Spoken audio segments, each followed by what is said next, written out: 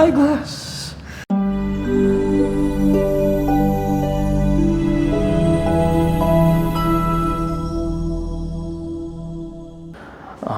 कंबरपासून पाय दुखते पूर्ण पाय. किती दिवस झाले? 1 महिना झाला. बरं, चला थोडंसं चालता येते का बघा. कंबरला कळ लागते का बघा.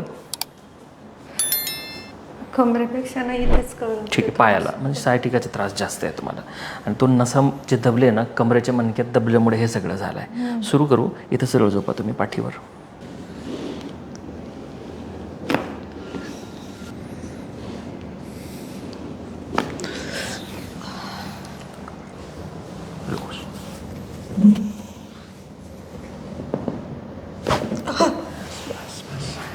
ढिला सोडा. पुन्हा ढिला सोडा. पुन्हा यालाही सोडा. पुन्हा ढिला.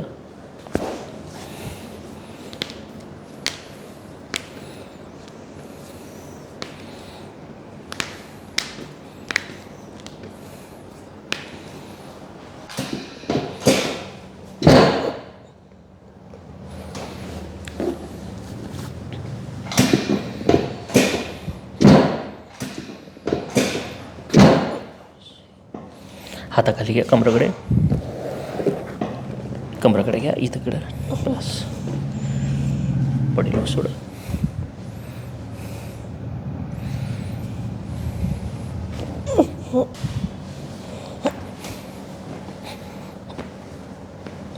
पुन्हा ढिला सोडा.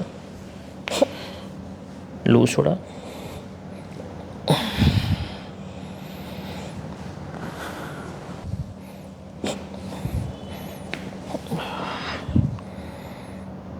इकडच्या कुशीवर या. थोडा कंबर मागे सरपा हलकासा. बस. खालचा पाय लांबवा. बस. नाही पडणार, नाही पडणार. लूज. एकदा पुन्हा. बस. त्या साईडला या.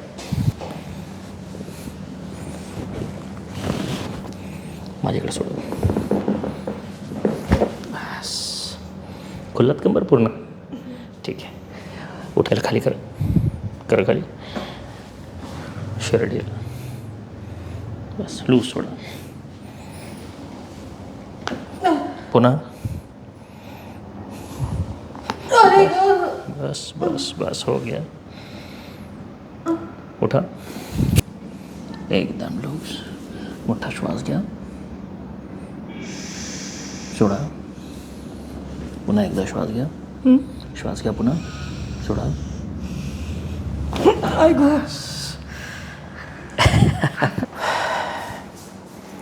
आता तो कमरापासून पूर्ण पायात जे त्रास होता थोडा तो फरक. कसा आहे ते बघा. थोडं फरक वाटतंय. बरं, जे कोड लागलेली होती जसं 1 मिनटंसुद्धा उभं राहता येत नव्हता. आता तुम्ही चालताय. नाही तशी नाही लागत. जेवढा त्रास तुम्ही घेऊन आले होते तसं तिच्यातलं जर आपण धरलं तर किती फरक पडला असेल? तरी मला तर वाटतं 25, 30, 50% पडलेलं वाटतोय. 50%पर्यंत. बरं, कंबर मोकळी झाली का? हो वाटतंय. आता हे सुरुवात आहे. आता अजून फरक वाढेल.